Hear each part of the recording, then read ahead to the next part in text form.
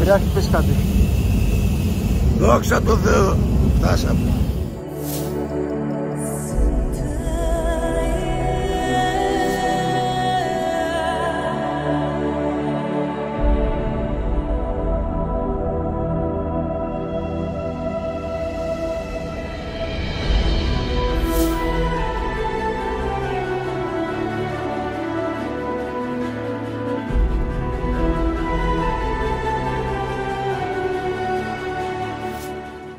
Спасибо.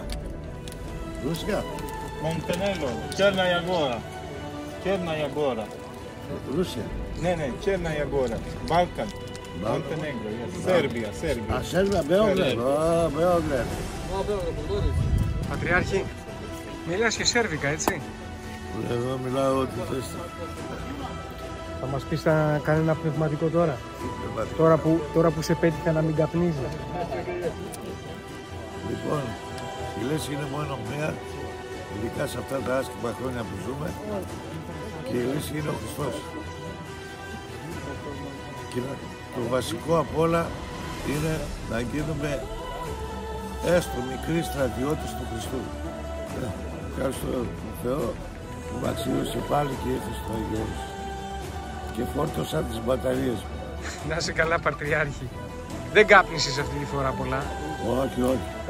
Με ένα πακέτο την έβγαλα. Να είσαι καλά, Πατριάρχη. Ευλογείτε, ευλογείτε. Ζήτω ο Χριστός.